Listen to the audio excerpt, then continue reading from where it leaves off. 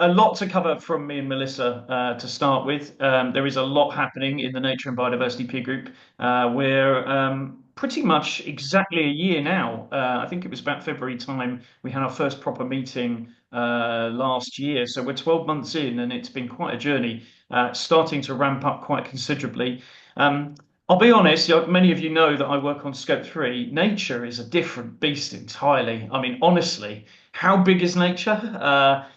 You could have a meeting every week and not cover everything in nature. So it's been an absolute lesson indeed. But I've learned a lot, and I am presenting at Nature Tech Week this week in London. That will really test my knowledge and my ability to pretend that I have knowledge about nature. So I'm looking forward to that. I'm going to be sharing with the entire nature tech world the sorts of challenges and issues anonymously, obviously, that you guys have. So hopefully they can start building tools that you actually need rather than getting all their scientists together and trying to find something to use their data for, which seems to be the trend that I'm spotting in the market, having spoken to quite a few of them. Anyway, so lots of great stuff happening. If you are new to this meeting, please let us know in the chat. It'd be great to know who's new. We are attracting more and more people.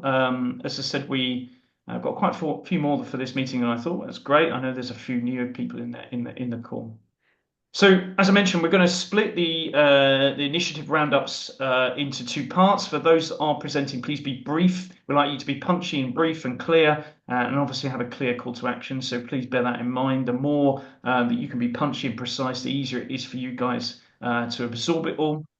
We've got the wonderful Anna Richardson from HSBC. So HSBC are going to be also supporting the peer group. And one of the things we're going to be looking at is the growing interest from those who have service-based supply chains or service-based companies to look at nature. So more from Anna, who will join us in probably about half an hour or so. So that's good.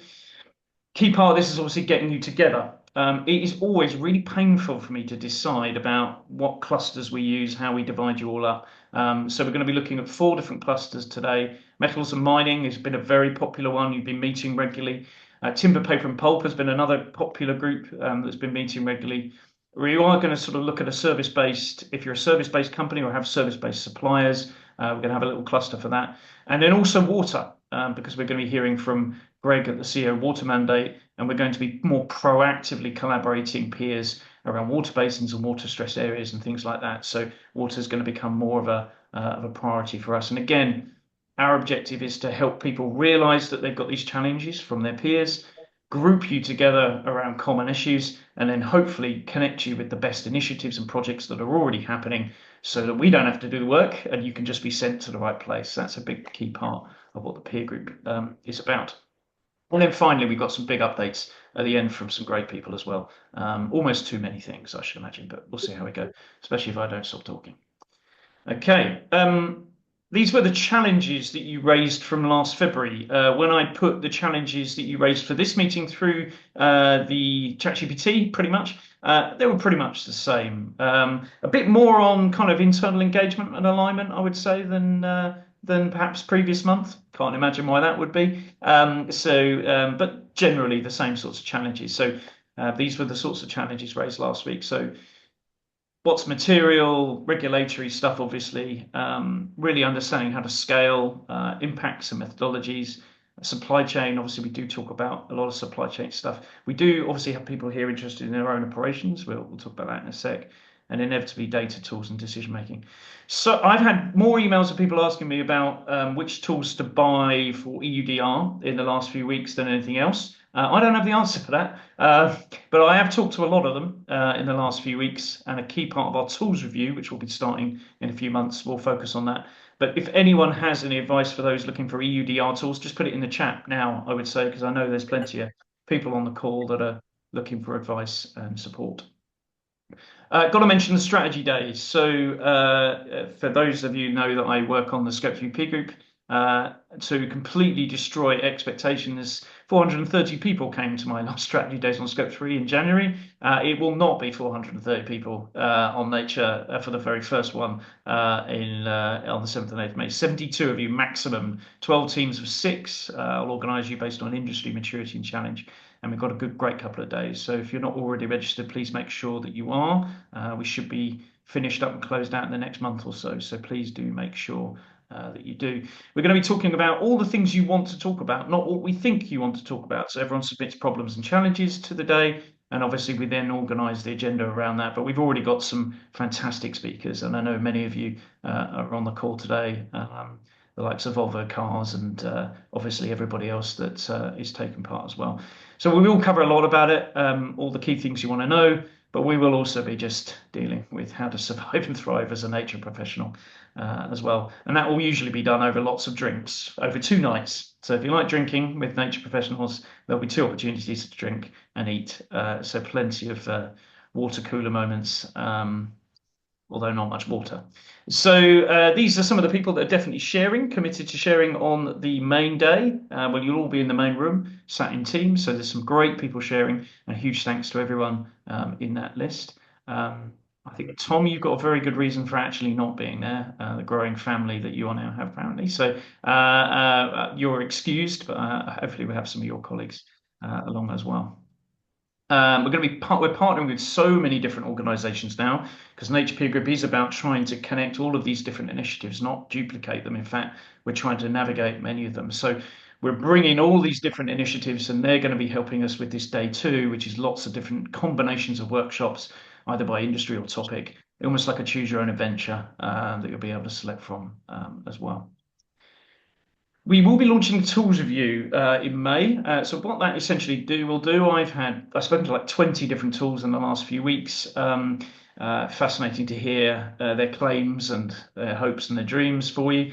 These are the things that you told us that you really wanted to know from a tools review. So the different tools that are available, what they can do to support you with EDR, etc., etc., etc. So this is the information that we're using to write the questions to ask the solution providers and you what tools you're using and so on. So I'll send this round for everyone, but these is hopefully a good guide. So if you want to know the answer to any of these questions, then hopefully we'll get to the bottom of it in the coming months. I mentioned the Chat GPT. So this is a wonderful experiment that I'm having at the moment. I'm going to put the link into the chat again now. If you can access ChatGPT, I know actually many of you can't, probably for various reasons. You may want to go on it in your phone or on your personal laptop or whatever. But we're starting to upload a lot of the data from the last year, and we have tons of data, tons of information, tons of benchmarking. So I'm starting to put that in this GPT, all the insight from the UDR clinics and things like that, all the Q&A in that. It's not bad already. There's quite a lot more information to put in it. If there's any ideas, thoughts, concerns that you've got, let us know. But again, bear in mind it's very early days. And again, we're obviously following the right protocols around personal data and things like that. But it'll be fascinating if you can access this and access all of the experience from you guys and your peers. In the Scope 3 peer group, we're actually thinking about whether you could combine all the content from 5 years with some sort of Tinder for Scope 3, where you can actually then choose to connect with your peers to actually follow up on how they actually did it one-to-one, or go out on a date if you really wanted to. But I think the principle is really about connecting peers so that I don't have to connect you would be really good. I'm rattling through this, but for good reasons. So I am now going to do one more thing before we get started on the initiatives, which is one of the things we've been doing in the peer group for a while is benchmarking, capturing data on you. And we're going to do some micro benchmarking now. So I'm going to ask you some questions now in a poll. So we'll take a few minutes just to go through that. These questions are some of the questions that I know many of you want answering. It's just a small selection of questions. So I'll take a few minutes now to have a look at that. The idea is all of this data will be captured. It will be increasingly added to by as new peers come in, and will hopefully build up a picture so that you, mainly the people asking these questions in here, can go back to their bosses and say, here's why we need to do more. Here's how we're doing compared to our peers. There will at some point be a more overarching, mature, proper benchmarking of the whole nature peer group. But in the meantime, these sort of little micro questions help us gather that information for me to feed it back to you. As we go, if there are any particular questions you guys want asked in the future, let me know, particularly if you're trying to convince leadership and engage leadership. So hopefully that will work. The poll should be live. Hopefully you can see it. If you can't, usually if you look at the menu and click on polls, you can do it. If the asked questions aren't relevant, don't feel the need to answer them. We really want to know, one of the things we've been talking about is whether we could align on questions being asked of suppliers, particularly perhaps by category and by industry and commodity. That might be a really interesting output for the peer group and the clusters. So let us know what you're doing on questions of suppliers at the moment. Do let us know sources of questions that you're using. So are you making these questions up yourselves? Are you getting a consultant to do it? Are you using standardized sets of questions in your world? Feel free to put some stuff in the chat as well. We'll use the chat if you want to. You can, although ideally put it in the poll. What tools are you using? Question 5 is just a single choice. I don't know whether you want to make it a multiple choice. Oh, is it a In the single back choice? end. It's almost like someone gave me the answers for that about 10 minutes before the meeting started, wasn't it? And I didn't have a chance to do it properly. I'm so sorry. I feel like I'll apologize on that person's behalf. But no, it's my fault. Apologies. I don't think I can change it now. Yeah, next time. Sorry. That was a bit of a rushed one, admittedly. So yes, choose the most important requirement.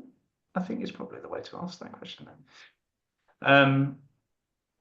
Are you gauging service-based suppliers on nature and biodiversity? Obviously, that relates to the stuff we're going to hear from HSBC in a minute.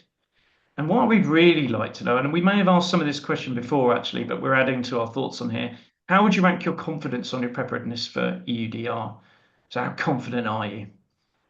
For those that are regular attendees of this, you know what will happen if you say you're really confident. You'll get asked in the future to do something. So be warned.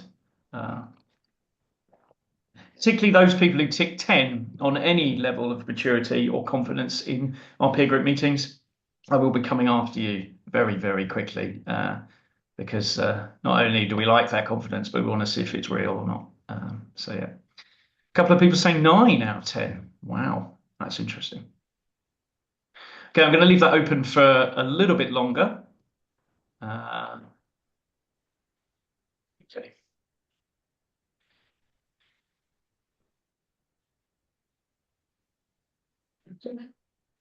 Right, do we have our first participant? In fact, Melissa, I'll hand over to you actually to guide us through these first speakers. So I think our first one is Angela, if I remember right. Angela, yeah, we do have Angela. I saw her on the line. So, I mean, I'll let Angela talk about the work, but we've been engaged with the WBCSD Nature Action pillar for probably at least the last 6 months. Nadine McCormick presented on the Nature Positive roadmaps, and they've been doing a heap of work on metrics. So, Angela was going to share some of this. Thanks, Angela.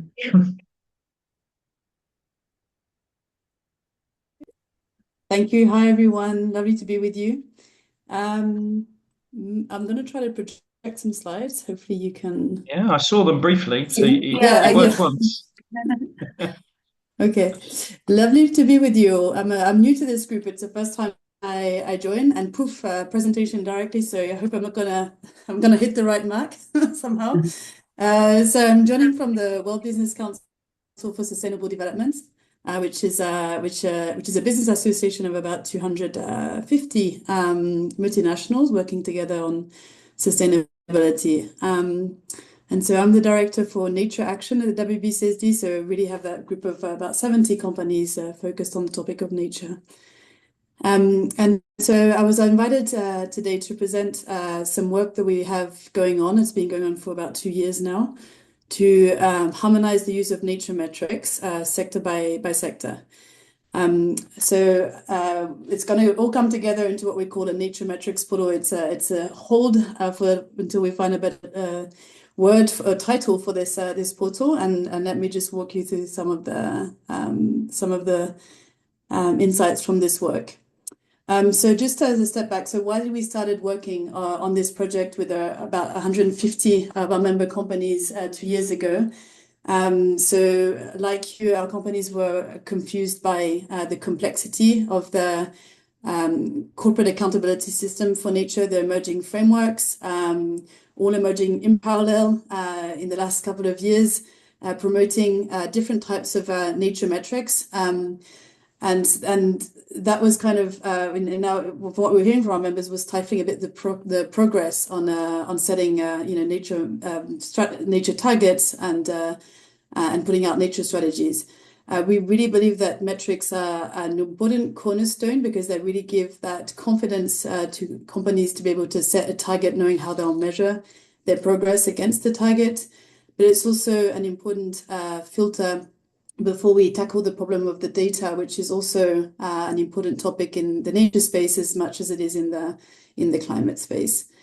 So that's why we put all this emphasis on metrics with our members. And so all of the work we have coming ongoing will come together in what we call the Nature Metrics portal by the end of this year, which is a tool destined to sustainability practitioners to help them prioritize the right nature metrics, depending on their needs, the sectors in which they operate, but also the frameworks, the voluntary and regulatory frameworks that they're looking to align with. And so all this work started back in 2022 when we decided to bring together what we call roadmaps to nature positive, which is groupings of about 20 to 30 leading companies in a given sector to work together as peers through the intricacies of developing a nature strategy. And so we already have 4 reports out there that were launched in 2022 for energy, agri-food, forestry, and built environment. And then all the rest of the materials will come at the end of this year in the Nature Metrics portal. And so when these groups get together, what do? Over 2 years? They go through a process that's aligned with SBTN and NFD's frameworks. The first element is to define what the key impacts, dependencies, risk, and opportunities are for the sector based on anchor data. Then they agreed on a list of priority actions that the actors in that sector can take to halt and reverse nature loss. And once they have the actions, then they move into what we call phase 2, is where they prioritize metrics to be able to report on the impacts of these actions, based on the voluntary and regulatory frameworks that they want to align with. And so this initiative that we have going on at the moment, which is cutting across 6 different industries, is really has this objective of harmonizing the use of nature metrics to be able to harmonize the disclosures that the companies are making, but also to help them in their own decision making. There's quite a few other initiatives that are working on the same goal, and we are connected with all of these initiatives. It's not something that's new. But what really defines the work that we are doing is that we are not seeking to introduce a new set of metrics. We're really just trying to focus on prioritizing the metrics that are already there and helping navigate the existing frameworks that are available to corporations.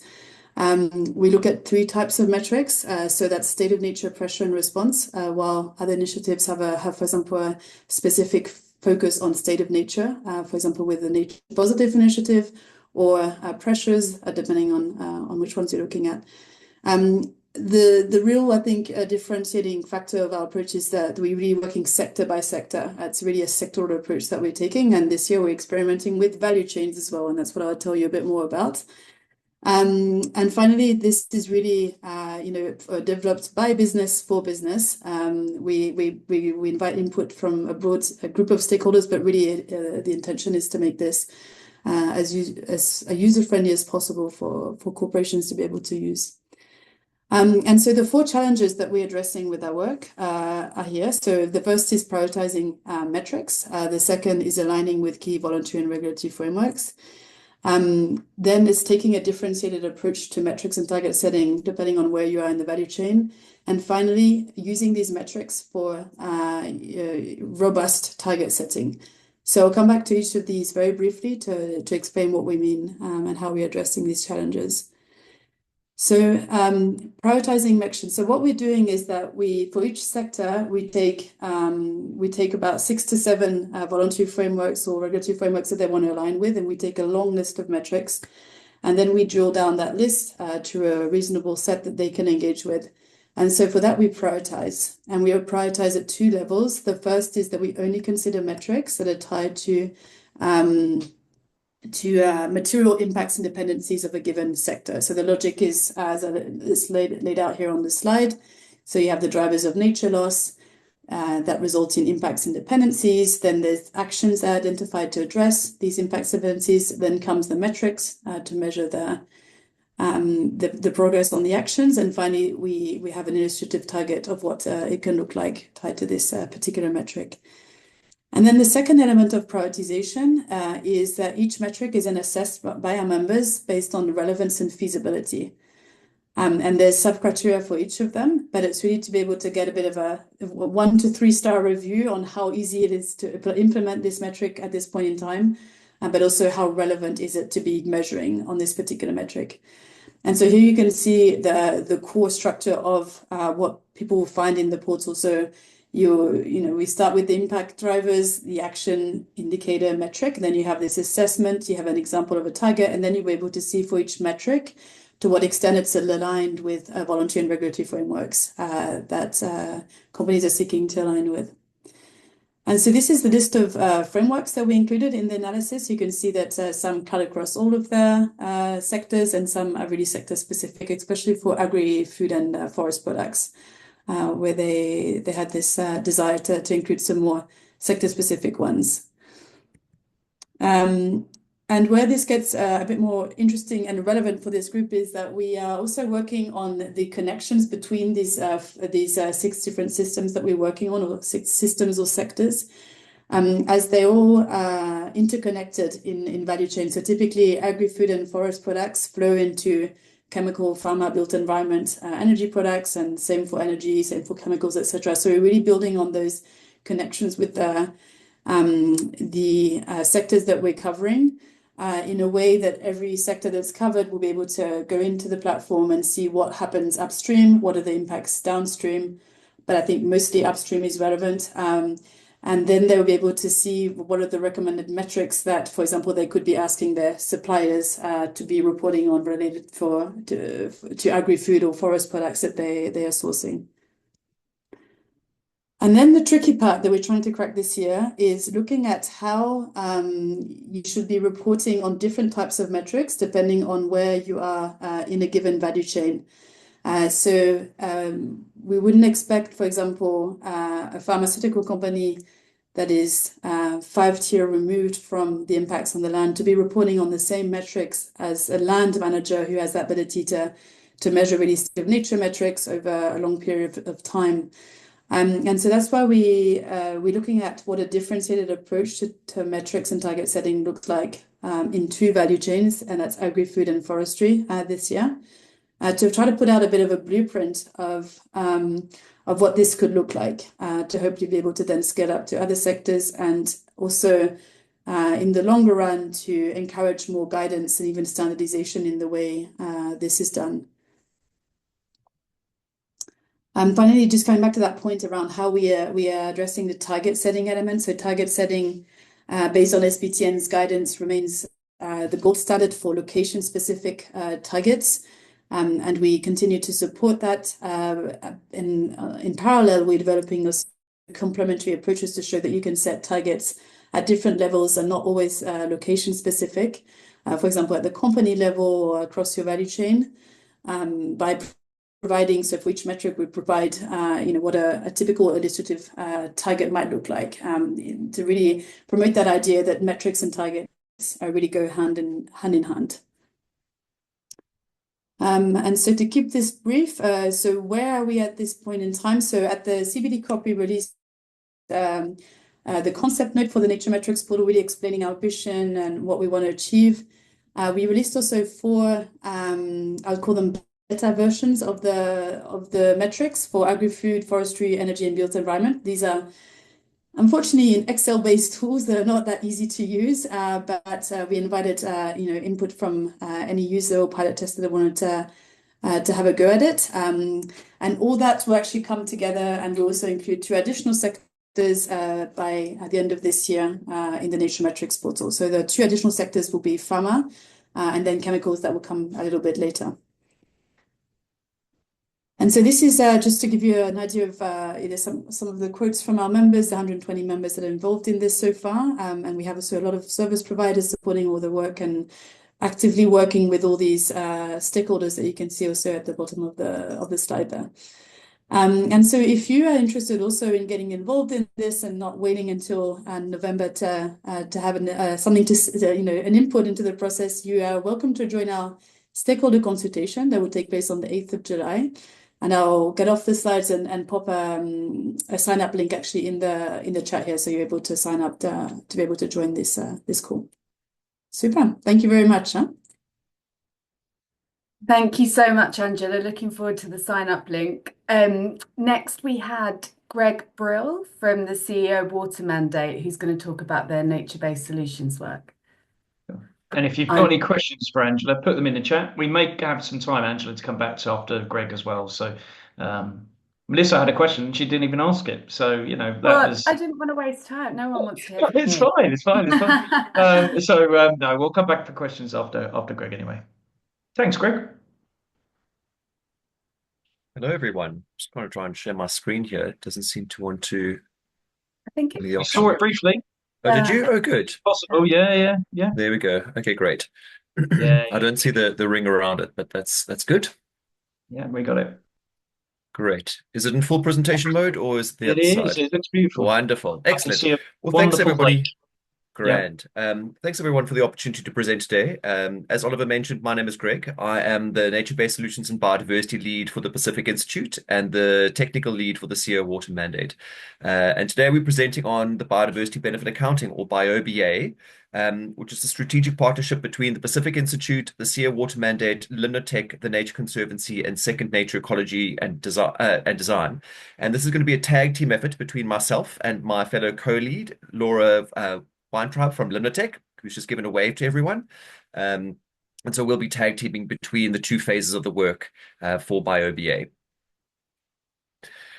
I'm going to whiz through the first bit, but this is just an overview of who the project team is. We have a very comprehensive team that spans expertise in corporate water stewardship, in nature-based solutions, in ecology, and a variety of different bits and pieces. But really a great brains trust leading this piece of work across the corporate water stewardship and biodiversity space. We have several corporate sponsors to date, including the ones you see on screen at the moment. And this has really been a multi-sectoral approach to trying to understand what that biodiversity benefit accounting space looks like across the different needs of our corporate partners. You'll see at the bottom of the screen there that we are also looking for additional corporate sponsors or corporate partners.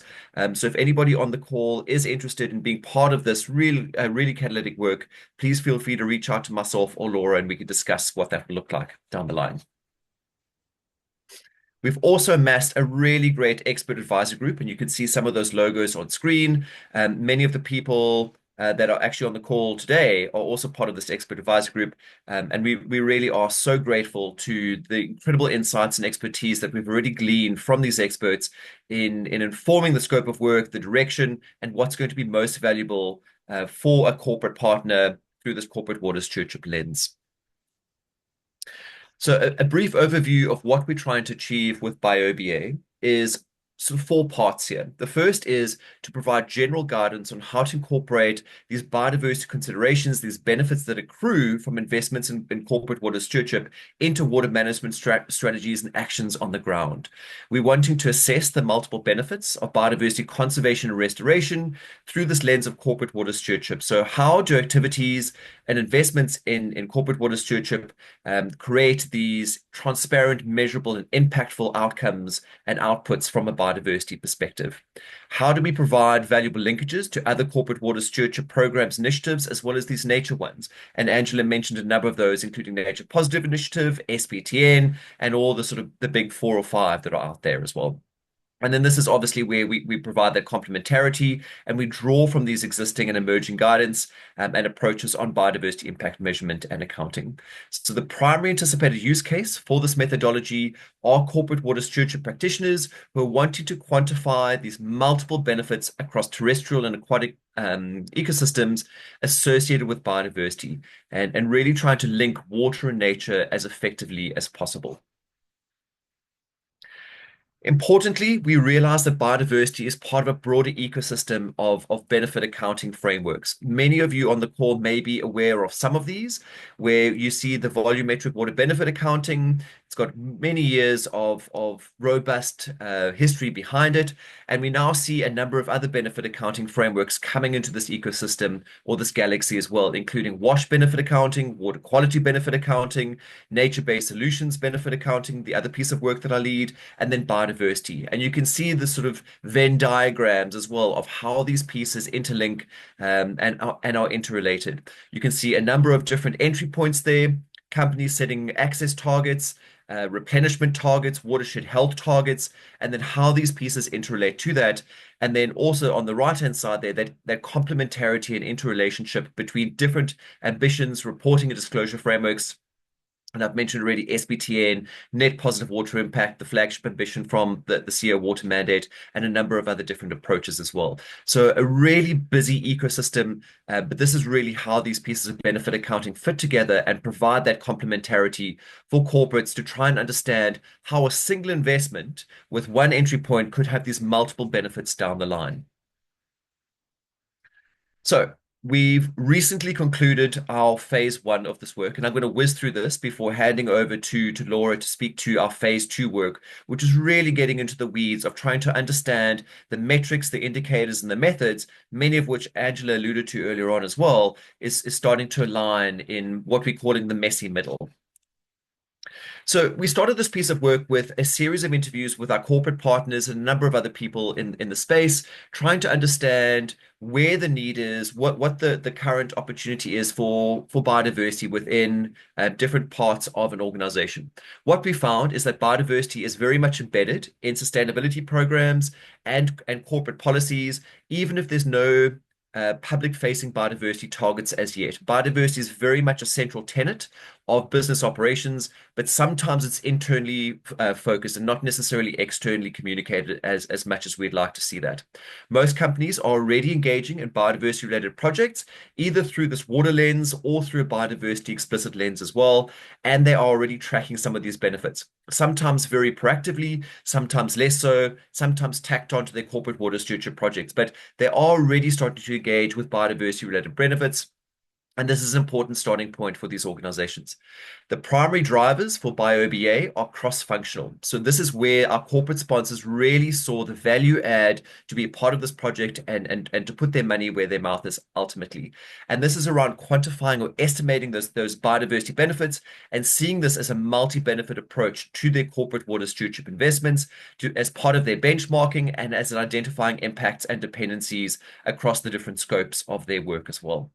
Biodiversity guidance is providing standardized methods, and this is ultimately what they're wanting here, a guidance that really helps identify the critical metrics, indicators, and methods that they could use to standardize their approach to benefit accounting. And so we're all singing off the same hymn sheet ultimately. So we can start comparing apples and apples, or at least apples and oranges, and being in the same fruit basket within the realm of biodiversity and corporate water stewardship.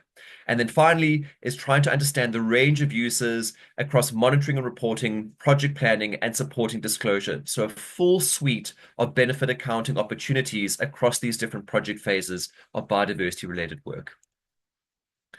So what we saw for the landscape assessment was, and this has been recently published, we'll have a QR code in a second, but this was a stepping stone in the process to try and identify the baseline information that was out there. What are these metrics, these indicators? Again, Angela alluded to that, and there are various bits and pieces and approaches that are trying to understand the realm and ecosystem of the metrics that are out there.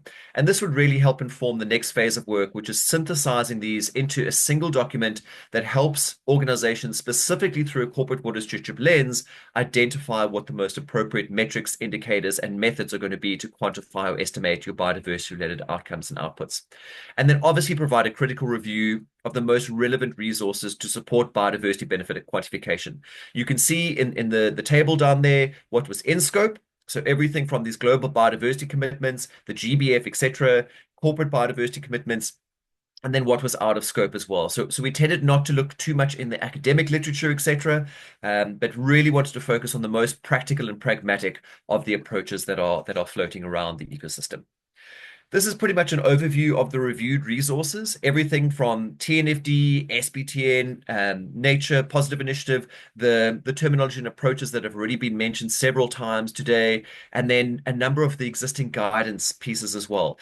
What we didn't want to do was reinvent wheels, but rather synthesize the best elements that are out there, cherry pick those, and then apply them to this corporate water stewardship lens as much as possible. This is where we've really landed on, and this very much aligns with the Align work as well. These foundational indicators and metrics across these three components of biodiversity: genetics, species, and ecosystems. We've decided to take genetics out of scope. Probably the majority of corporates, both on this call but also in the general ecosystem, aren't going to necessarily be diving too much into the genetic diversity within their projects. So we focus predominantly on species across those different indicators, and then ecosystems as well. And we really started to drill down and funnel out how to start building out these metrics and methods accordingly, based on some of this initial work that we've undertaken in the landscape assessment. So there's the QR code as promised, and a version of the cover art on the left-hand side there, but the key observations were sort of 6 or 7. And the first is that biodiversity is a critical goal within many of these companies, and policies emphasize this within corporate realm, as well as external and the public-facing sectors as well. Companies can contribute by aligning their corporate water and biodiversity targets and investments, and there's really a need to start aligning water and biodiversity as well as other nexus issues around climate, etc. There's no standardized set of indicators or metrics currently, and there are a number of approaches that are trying to do this. Ours, again, takes that very specific lens of corporate water stewardship and connecting that with biodiversity and other areas as well. Ecosystem level indicators are certainly the most frequently recommended for measuring biodiversity impacts, and then species, and then genetics. So there was certainly prioritization within the work that we found. There's direct measurement. This will require significant effort or be unfeasible on the ground. And this is predominantly why we took a lot of the genetics out of there, because there's just that cost that really doesn't necessarily produce the return on investment that some companies are looking for. Careful thought on how to develop biodiversity benefit claims is going to be a really important consideration. There are a number of organizations looking at claims and how to make these as palpable as possible. SBTN, Nature Positive, and a number of others are all looking at the claims process, and we're trying to align as much as possible. So the organizations decide to be water positive, they can also do nature positive, set targets, etc., in this framework that will be as aligned as possible. And the last bit from me, and we've mentioned this a couple of times, there is a huge amount of complementary work that is underway. And so to try and align as much as possible, so we're working with WBCSD, with Nature Positive Initiative, with SBTN, to make sure that our work fits into this ecosystem as much as possible. And so that this really provides some great platforms for companies to understand where biodiversity fits into their broader opportunities and operations. At this point, I'm going to hand over the baton to Laura, who will work us through phase 2. Laura, over to you. Great. Thank you, Greg. My name's Laura Weintraub. For those who I haven't met before, I'm a vice president at Limnotech, and we're a water science and engineering firm, and I lead our corporate water stewardship practice area. So thanks for the great tee up, Greg. What I want to just take a few minutes on is update you on where we've been working in phase 2 of this work over the last few months. Real quickly, we really drilled down on alignment on intended audiences and the structure of the document. We've been building out an impact pathway, and I'll show you an illustration of that in a few minutes. We've been thinking through what types of water stewardship activities might have anticipated biodiversity benefits and would be applicable to include in this methodology. And then we've been working on developing the guidance itself. Next slide. So as far as the primary audience, I think this is important. As Greg illustrated, the core user group here is the water stewardship practitioners, and that could include corporate water stewardship leads. It could include implementers of nature-based solutions projects on the ground, and it could also include practitioners who are working to quantify the benefits of water-related projects. Secondary users of the resource could be in the public sector, the broader NGO community, as well as really making it applicable to others working in the biodiversity space. Another important boundary that we've had to place on this work is that we're primarily looking at projects that are focused on value creation through water stewardship rather than through impact assessment.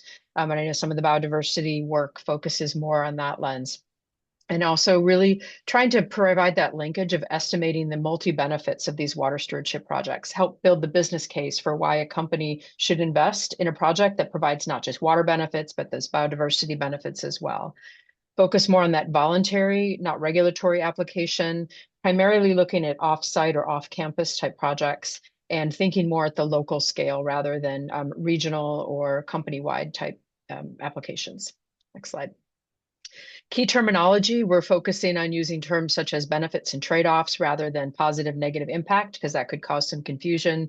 And another important point is this resource is intended to be guidance or a standardized approach.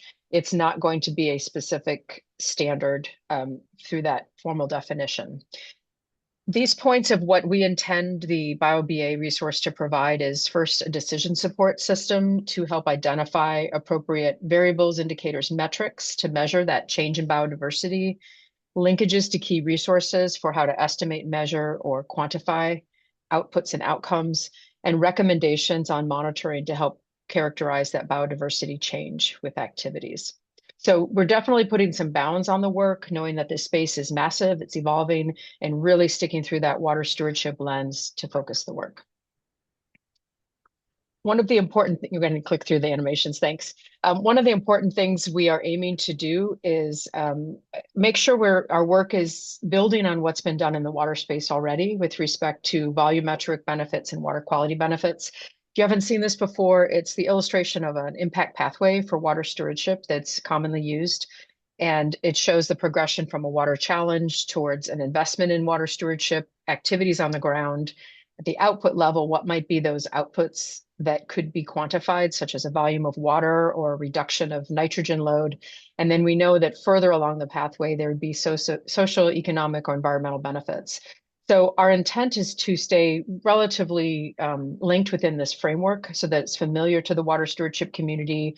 This would be provided as sort of an additional volume in the set of quantification methodologies that are pragmatic, yet scientifically backed and familiar to the water stewardship space. Next slide. So one of the things we're doing right now is working through how to adapt this for the complex space of biodiversity and ecology. And I'll caveat, this is definitely still under development, but the idea is you'd be looking at project types that we know have both a shared water and biodiversity challenge, establishing a baseline of that pre-project condition, perhaps identifying what is a specific species that you want to protect or bring back, and really getting that information lined up at the start of this investment in a water stewardship project.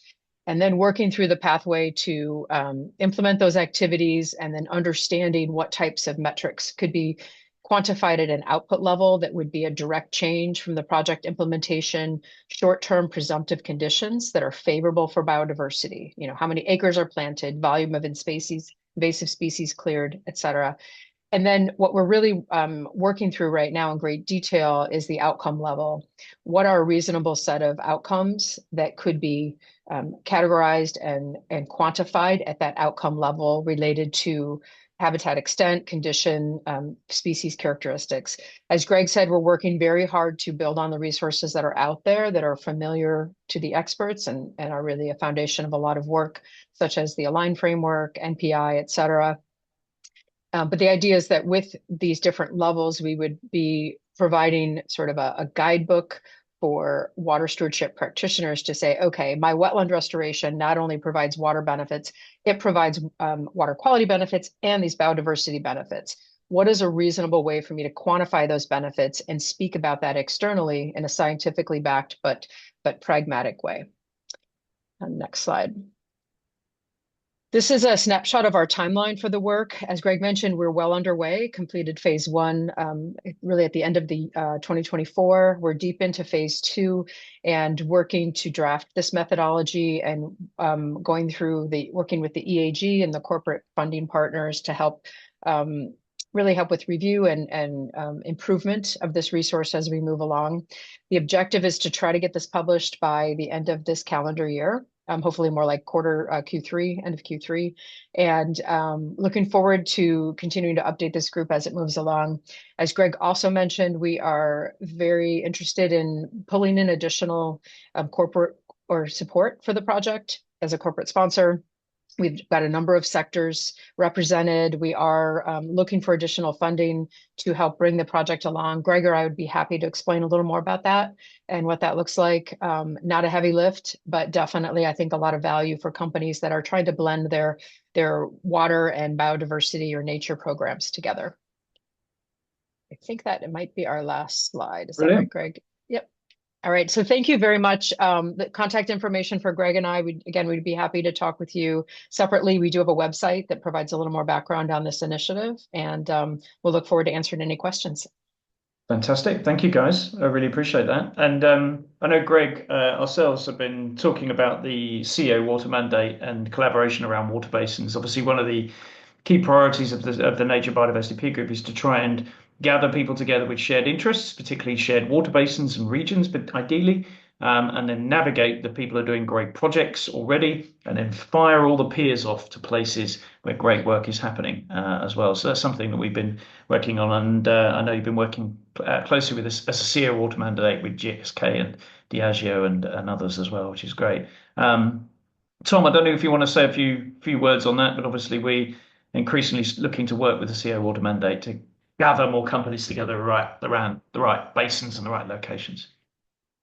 Yeah, definitely happy to. So, obviously, firstly, freshwater massively important for GSK as a healthcare company. So we've both got a dependency from manufacturing and supply of medicines and vaccines, but also direct health impact. So it's a real priority for us when we look not just at the sustainability strategy, but at the kind of company strategy overall.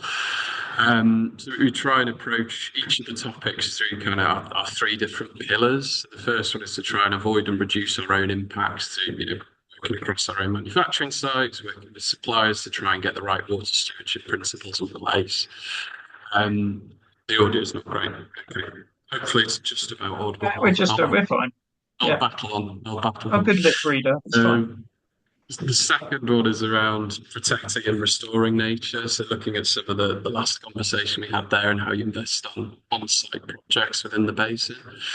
But I think that the third one is probably the most exciting to me, which is how we can get it to the right scale where we can make a real difference. So with the best will in the world, GSK is not going to solve the Godavari Basin's problems, right? So it's how can we bring together the right collection of actors, private, public, and local community, to try and come up with a comprehensive plan for how we protect and restore that resource. So yeah, exactly to your point, Ollie. This group's a great way to do it. Let's look at opportunities for how we can gather around these priority basins.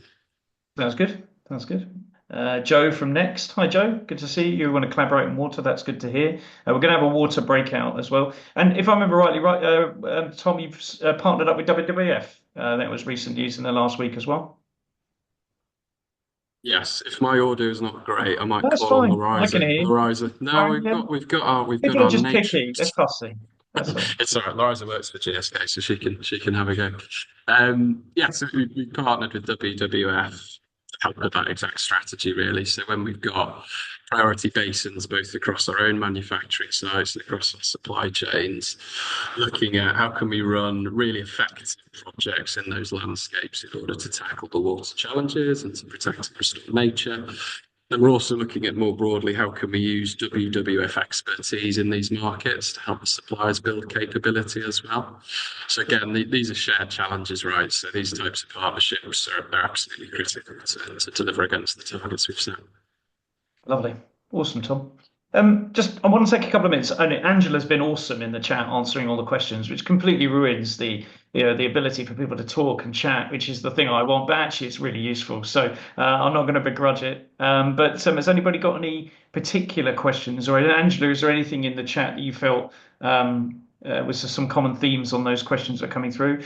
Or any questions for Greg? Anna just had her hand up, sorry, and now it's gone. So sorry, it was a mistake. It was not She was just saying hi. Yeah, check out my flamingos. Has anybody got any questions for Angela or Greg or Lauren? I'll pause there for a sec.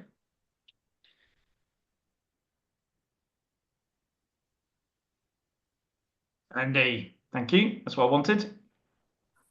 I don't know if it's so much a a question. I guess maybe this is directed more to Laura, maybe. But just in the context of UK retailers and us working with the Waste and Resource Action Programme in the UK, there's this idea of working to across a landscape improve the ecological condition of that particular landscape. So I think with the work that you yourself and I think was it Greg are doing, yeah, just any kind of thinking around how the work that you're doing might ladder up to thinking around like ecological condition. At the moment, not suggesting it's the best way to measure it, but we are looking at the Water Framework Directive's ecological condition status kind of definition. So yeah, if there's anything that might link into that, I think that would be really interesting from a UK retailer perspective anyway.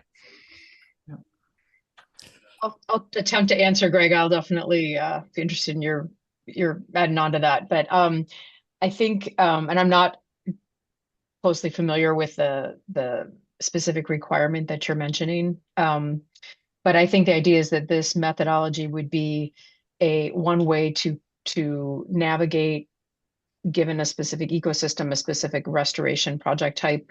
What might you want to measure at the beginning of the effort before the project goes in the ground, and what might you want to measure after to look at that net change in benefit?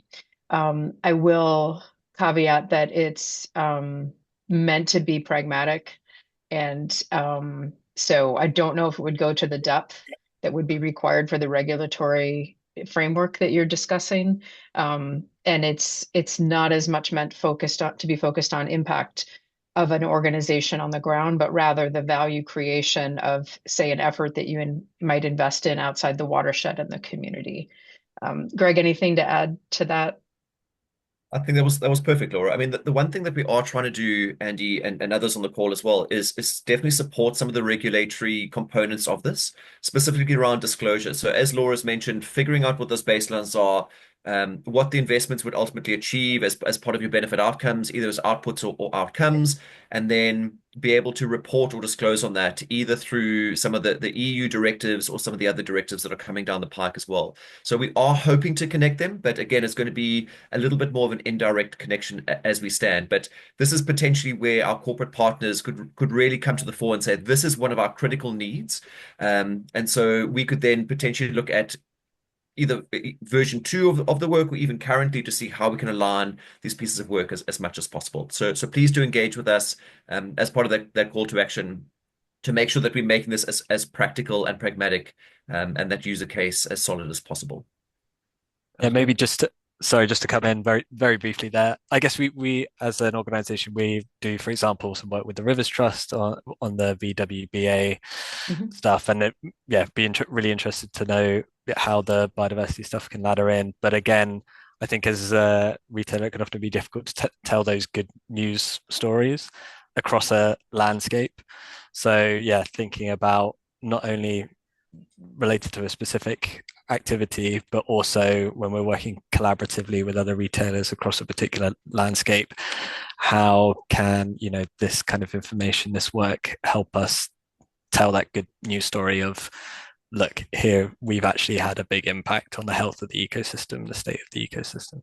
Yeah, Andy, I think you nailed the exact use case that we're thinking of. And sorry, I didn't hear that before. So like if you are working with a group like Rivers Trust, on ecosystem related projects with VWBA, you've been able to say, oh, the replenished volume is X million liters. So what BioBA will provide is a way to describe the benefits related to the ecosystem in more than just a narrative way. Because at this point, we've been constrained to say, oh, it's going to improve biodiversity, period. But now we're trying to give sort of a uniform set of recommended metrics that could be a way for companies to uniformly describe those benefits, either at the output or outcome level. So not knowing your specific projects that you've worked on River Trust with, I know them quite well. I could envision this being a resource where you could extend beyond just that reporting volume benefits, but give a quantification of the ecosystem benefits. And if it's more than one company participating or it's a collaborative, yes, I mean, they could be described as your involvement was part of a bigger effort that contributed to something more regional. Awesome. Great stuff. I'm going to move us on because we have got a little water breakout, so you can carry on in that conversation. It sounds like Joe at Next and Andy at Sainsbury's might want to get together on UK retail and water as well, so that sounds good. Brilliant. I think we now have Anna from HSBC because I saw your hand come up and I saw the flamingos, so you must be there. Hey, Anna, are you there? I'm here. Should I try to share my screen? Yeah, if you can. Let's go for it. Let's go for it. Let's see if Yeah. HSBC likes Very Zoom good. or not. We're about to find out. So let me know if you can see it. Most banks don't like Zoom, but yeah, here we go. You're all looking great. Good, very good. Thank you. Did you explain any context to our I did a little bit, but Okay. yeah, feel free to explain it better. Okay. No, I doubt that I can do it, but let me have a go. So, hello everyone. I literally think we'll take maybe 10, 15 minutes of your time to give you a little bit of the context of why we decided to work with Nature and Biodiversity peer group. How does nature fit into banking and why am I here? So I think that what makes more sense is maybe start a little bit with my background. So I'm very new to banking. I've spent all my career with pharmaceuticals, in fact, with purely GSK. I worked there across various parts of the value chain, but always following the ESG threats. So I've worked in diversity and inclusion, access and health equity, but also in environmental sustainability. And my last role in GSK was very much focused on delivering on our carbon net zero and net nature positive ambition for the vaccines business unit. And I guess that is where the connection between nature and banking starts for me. So when I joined the HSBC 9 months ago, I very much wanted to kind of bring nature a little bit more to life within my new team and the new organization. So at this moment, I'm leading the supply chain sustainability team. Here we are part of the global procurement organization. Our strategy is really built across 4 core pillars. So it's carbon, nature, diversity and inclusion, as well as human rights. And nature was actually very recently elevated as a standalone pillar. So it's getting definitely more and more important and visible. Other than obviously delivering on those 4 pillars through business as usual, I'm very much focusing on integrating ESG into our core procurement processes. I think historically it was very much seen as an add-on, and I think there's a lot to do to improve this situation. Part of our scope is also very much supplier engagement and evaluation of our suppliers to ensure they are aligned with our expectations. And I think I have 2 guiding principles for this new assignment as well. One is to move people mindset from just working on reduction and short-term risk management to actually also thinking about adaptation, resilience, and basically business continuity. And then quoting Ollie here, very much trying to move my team and the broader procurement function from just focusing on the data accounting when it comes to ESG to actually action and engaging our suppliers. This slide, I don't want to go through the details, just wanted to flash to you how our strategy is built and what are our core focus areas. So as I mentioned here, nature has been elevated as a standalone one, and really zooming into nature, I will not talk you through what is nature and biodiversity because you obviously are a group of experts. I will maybe focus just on the why and the how we did it so far in HSBC. So I guess for us, the guiding principles and the reasons why we are doing it is we want to prevent the negative impact of our sourcing activities on nature and biodiversity, but we also want to look at it through our full value chain. So look at the associated production activities and distribution activities. We want to address the nature risk and ensuring really long-term business continuity and resilience. And we obviously want to align to the upcoming and existing regulations and reporting requirements. So that is the why we are elevating nature on our agenda. In terms of what we've done so far, we've run quite in-depth materiality assessment, which let us identify our hotspots for key sectors and key locations. And when we've done that, we looked at the level of biodiversity and nature risk for specific locations and specific sectors, but actually also at our ability to address those risks or the opportunity to to add any net nature positive value. The outcomes of our materiality assessments are there on the bottom corner, so you can see the sectors and the locations. And I actually believe the sectors will be very much the same for many other companies that are very much focusing on procurement of services. So for us, it's support services like HR, marketing, real estate, IT, travel, accommodation, and stationery. So that takes me to what are we envisaging to do next, and that's very much aligned to what Tom has already described when he was talking about GSK efforts. So I'm basing at the same, I'm starting from the same point. I'm looking at it through the mitigation hierarchy. So we want to focus our action across three buckets: the avoid and reduce, the restore and regenerate, and transform. So when it comes to avoid and reduce, we started the efforts ourselves. So we are currently developing sustainable sourcing roadmaps for prioritized categories of spend, where we essentially want to develop a list of requirements of what do we see as a sustainable sourcing standards and what would we want our suppliers to adhere to. We then want to explore net nature positive opportunities. So can we identify any local partnerships in cooperation with communities, suppliers, and so on? We are actually actively scoping those opportunities through the regional leads that are part of my team. So I've got a person in Asia, in Americas, and in Europe and MENAT. So we've got quite a few opportunities in a pipeline here already. And then the third part is basically focusing on long-term advocacy and thinking how could we perhaps influence the regulators and other bodies to be more clear and incorporating when it comes to procurement of services, because I think it's quite easy to put the nature in the context of goods procurement, but when it comes to services, it's quite vague and it's a difficult challenge to bring it on top of people's agenda without having clear regulations here. So that takes me to my final slide of why would I really love to work with some of you guys together. I think there is a massive power in, having so many peers around one table, and that gives us a huge advantage to work together on things that we would probably work on independently as well.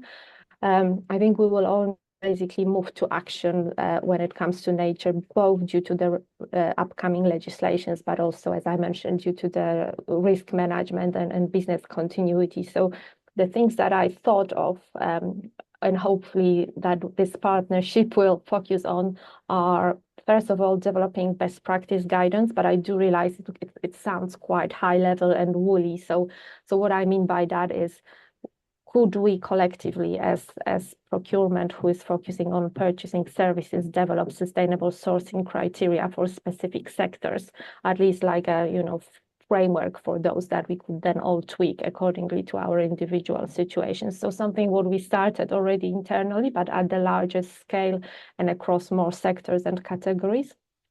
Secondly, could we look at developing benchmarks? So I can see based on our procurement team that they are very skilled when it comes to comparing suppliers against, costs, quality, that they do know naturally what good looks like because they've been doing it for a while. They haven't done anything like that for climate and nature. So we have started working with Bray already to develop set of benchmarks for procurement. We started focusing largely on climate, but I would love to expand it to nature as well. And I think this is really key enabler for me to be able to put climate and nature in the heart of decision-making process within procurement. Otherwise, it will always be just the add-on and the nice to have rather than the key driver.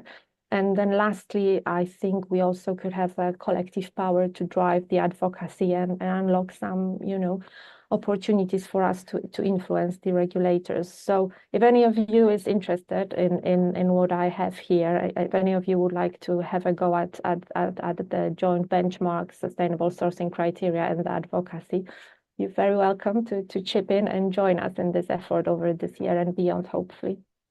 Thank you. Brilliant, Anna. Thank you so much. And yeah, a bit like GSK have supported the peer group and helped fund and Schneider Electric, and we're obviously working on things to drive collective action for those. We're now also helping with Anna and HSBC. So thanks, Anna, for all your support. Right, we need a quick finish. Apologies to the last people that were saying, but we've got Paula there. Hi, Paula. Hi, Oliver. Hey, the now we first invitation. met in SBTI world on Scope 3, and now you're on the nature side. So introduce Yes, yourself, please. exactly. Everything should be integrated. Absolutely, absolutely. Yes, and One today day I'm there'll be also one peer going. group. There'll be one peer group for everything, I can assure you. Exactly. That's the goal. And today I'm also joined by Heidi Lampen. She's our operations and data manager, so we will be facilitating the presentation together. But hi, Um, everyone. So my name is Paola Delgado Luna, and I am the validation director at the Accountability Accelerator. And we just opened the validation function for science-based targets for nature, so of SBTN. So I have a couple of slides to present to you. So if you just give me a sec, I can pull them up. Yeah, all good. Okay, give me a chance. That's why you're doing that. Huge thanks to everyone who put stuff on the mirror board. Honestly, it helps so much. One day someone will tidy it up, but for the moment, I can see it clearly. Everything in there makes perfect sense to me. So we do use that. We do use that a lot. We capture a lot of the data, put it into our database as well, and understand what people want. So it's all really, really useful. And obviously, at our future meetings, including May in person in London, we will be diving deeper into the things that you actually want to do. So more on that soon. But thank you so much for taking part. We had some good conversations. I bridged nicely, Paola. There you go. Great. Thank you so much. Perfect. So I have heard already a lot about SBTN throughout the session. So I believe maybe most people is familiar. I just have one quick slide on, who's SBTN. And SBTN is a collaboration of scientists and sustainability experts from more than 80 organizations globally. Many of these are non-for-profits, international agencies, and mission-driven entities. So I'm pretty sure many of the people here as well are part of that group. And the goal of SBTN is to develop tools and methodologies to help companies and cities to stay within Earth boundaries, and while also achieving social goals, right? So the goal, similar to also SBTI had from the start, is to drive ambition and set the new bar of what is the minimum that companies should be doing on nature. So SBTN has worked for several years on methodologies for mainly conducting an environmental assessment, value chain assessment for land, for fresh water, and yesterday they launched the oceans methods. And throughout this journey, they have been collecting feedback and input from their corporate engagement program, where many companies participate and provide feedback to these methods. Many participated in pilots to try the methodologies. And then last year, we had a validation pilot. And so the collection of benefits from all of these companies that have tried the methods is that these methods are ambitious and quantifiable. They are rigorous. They are help for reporting through other standards. They are location specific and time bound.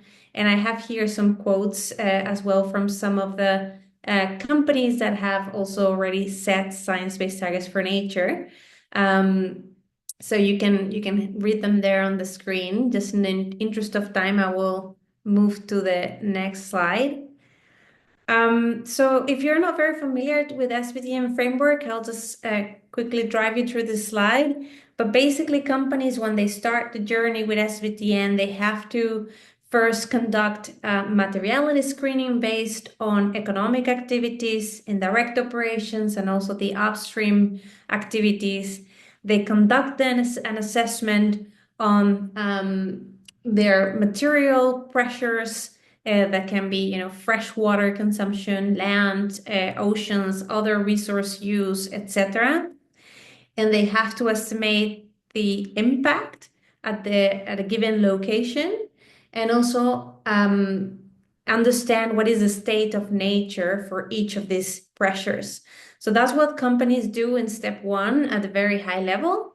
In step 2, then they have a list of sites, and they create an index that helps them understand where are their hotspots.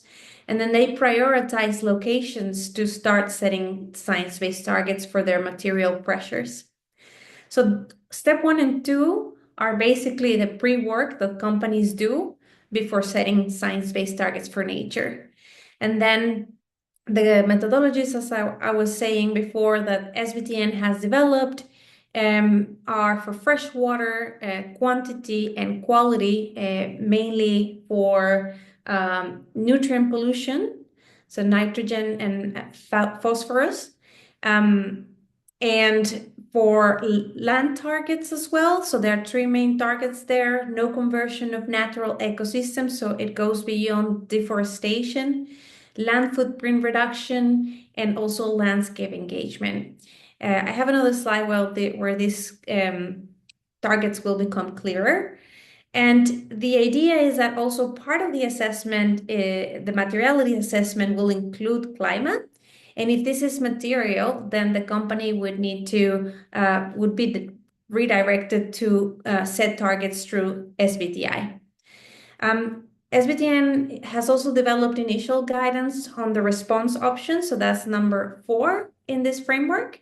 But it continues to develop additional guidance, and it's also going to develop guidance on step 5, which is the track or the MRV. So what we are covering currently in the validation service is step 1, step 2, and step 3 for freshwater and land. For oceans, as I mentioned, they were launched yesterday, so we are not yet integrating them into the validation service, but there's an expression of interest form to also understand what is the interest from companies in setting these targets. Great. So how were these methods tested to be ready for company use and target validation? Well, I already mentioned the validation pilot that started in 2023 and concluded last year. This was an important effort because SBTN not only tried again these methods with companies, but actually tried them all together, right? So companies that participated in this pilot needed to go from step 1 to step 2 and step 3. And SBTN considers several KPIs: rigor, feasibility, and reach. And based on the pilot learnings, SBTN released updated technical guidance that improve the feasibility of the methods while maintaining rigor. So that's something that it's common feedback that received from companies, that this is complex, but the reality is that the situation is complex, right? The topic is complex, but SBTN has developed many resources, databases, tools, etc., to make it as easy as possible while still doing what we have to do, right, with respect to nature and what science says. So the pilot was a success because the majority of companies actually receive validation for one or more targets, and actually 3 companies disclose their targets as a result of the pilot. I have here 2 of them. But I'm also happy that Loraisa is here from GSK. That's the 3rd company. But here I just wanted to give you an idea of how these targets look like and the type of claims that companies can make once they go through the validation process. So for example, Holcim set the freshwater target to reduce withdrawals in the direct operations in the Moctezuma Basin by to 90,000 cubic meters per year by 2030, and that's compared to an average baseline, right? And then in terms of, for example, the land targets that Kering adopted, they have no conversion of natural ecosystems. It's a big list there of sub-targets, so I didn't include them on the slide. But it covers their direct operations and also the upstream, mainly for EUR commodities.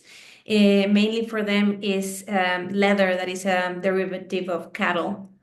They also have a land footprint reduction target to reduce absolute agricultural land footprint from upstream impacts by 3% by 2030 from a 2022 base year. And here, as you can see, also they are engaging in 2 landscape initiatives.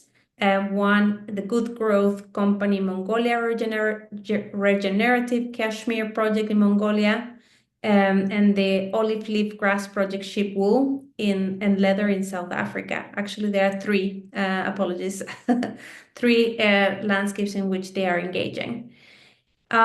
So I will hand it over here to my colleague Heidi to guide you through why validation. Thank you, Paula.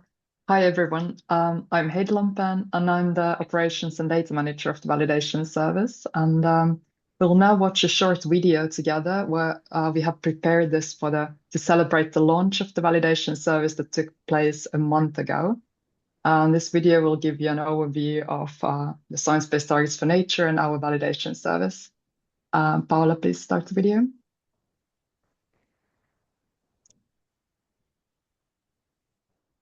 Will the video work? Soon, you never know. I'll be impressed if it does. Paula, very impressed. Let's see. Nature is in crisis, with economies at risk. With science-based targets for nature, companies can do their part to protect the natural resources we depend upon, targeting enough of the right actions the right way. Investors and customers expect credible action on nature. Stand out in your industry. Future-proof your business. Lead the way to a nature-positive world. How can you ensure targets are credible and effective? Validation. Validation by independent experts gives confidence you are on the right track.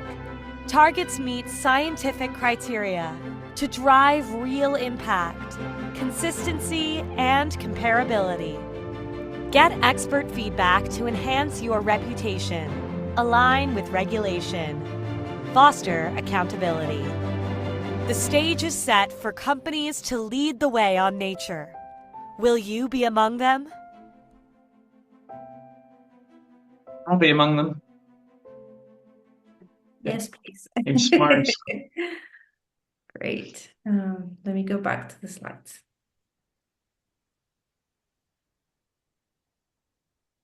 No, thank you, Paula. I can start already in interest of time. So now that you have a better understanding of the science-based targets for nature and our validation, I'm happy to let you know that our team at the Accountability Accelerator is taking on the validation function for the next 2 to 3 years. And during this time, we'll continue learning so that we can then develop a decision-making on the best long-term validation model for the future. And then now, if you think back to the holistic 5-step framework of SBTN that Paula presented here earlier, you might feel that there are many components that are required to set these targets for nature. To make this easier for everyone and for the companies that are just starting with this journey, SBTN has put in place different flexibility approaches to allow companies to showcase their progress already while still enabling accountability. So in this slide, you'll see the different flexibility approaches that there are.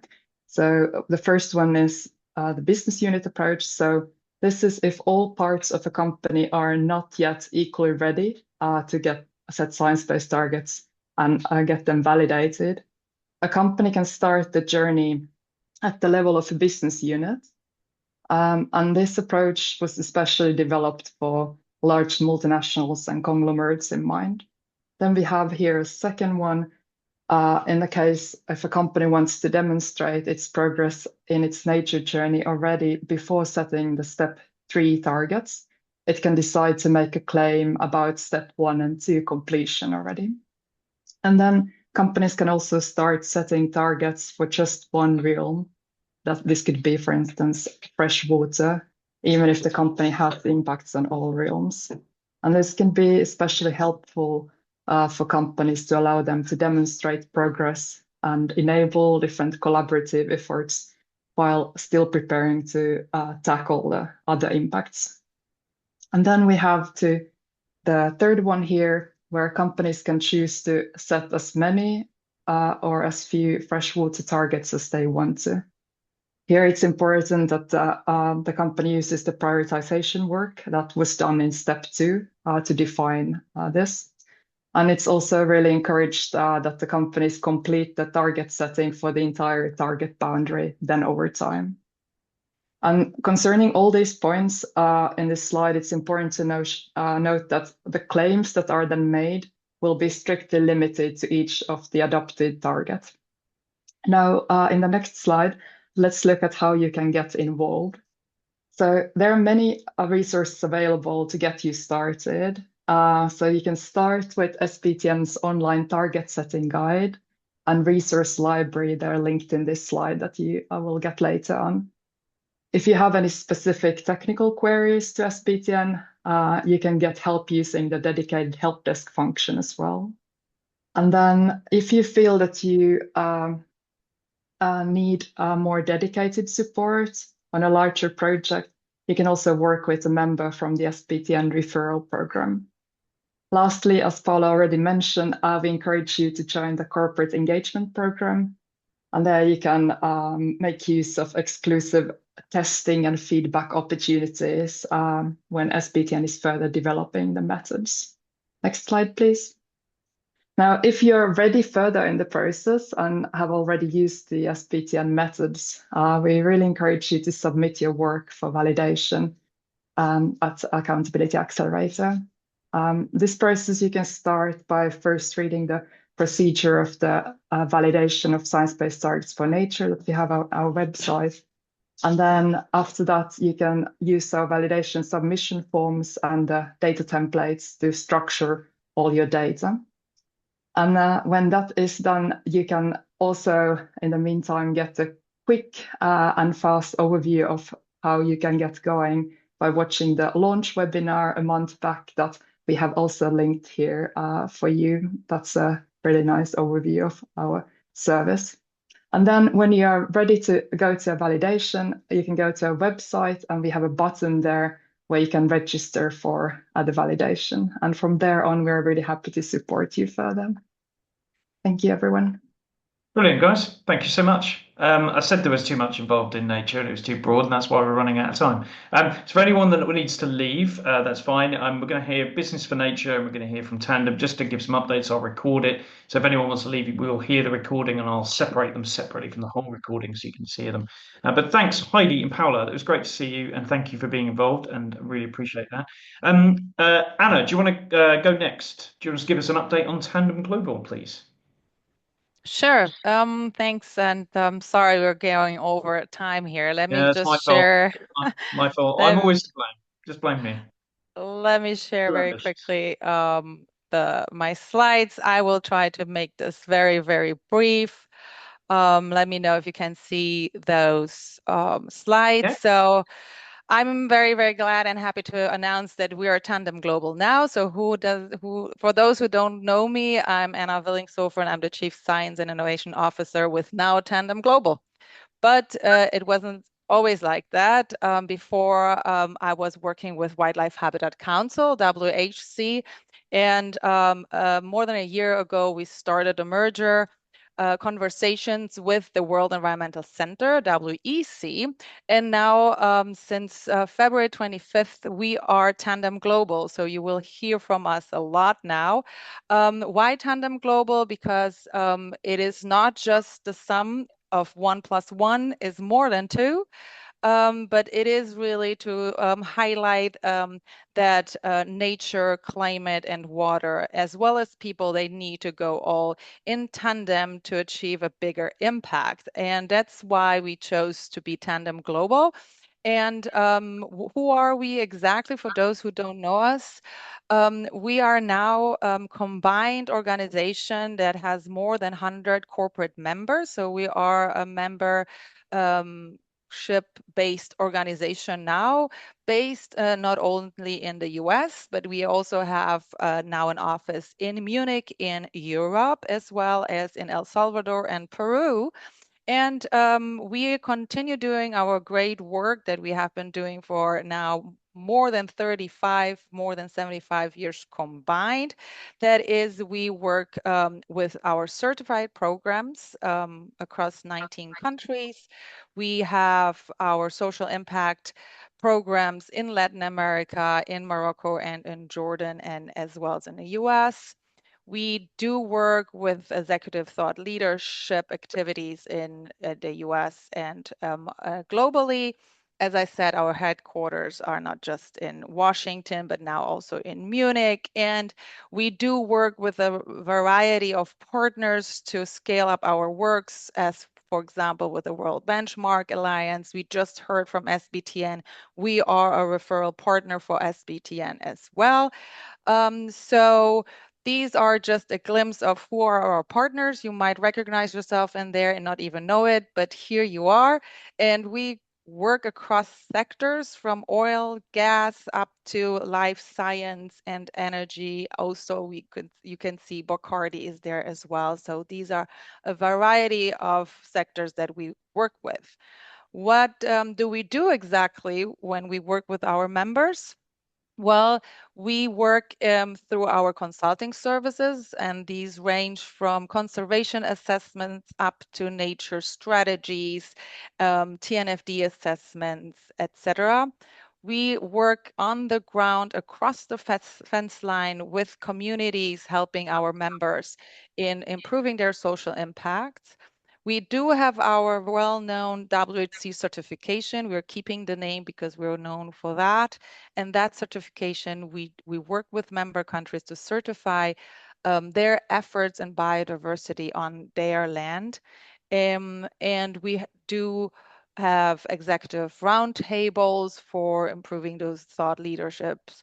And we have educational programs, awareness, and specifically also we work with the communication and marketing teams to do a better storytelling on what the great work our members are doing. And if you need to know more, you want to get involved with our great members, know about our certification and our certified sites around the globe, we have an annual conference. The next is coming up in June 3rd and 4th in Detroit. It's a great time to explore all of these biodiversity, climate change, and water activities our members are doing. So I will just put the chat on the chat. I will put the link to our website where you can find more information.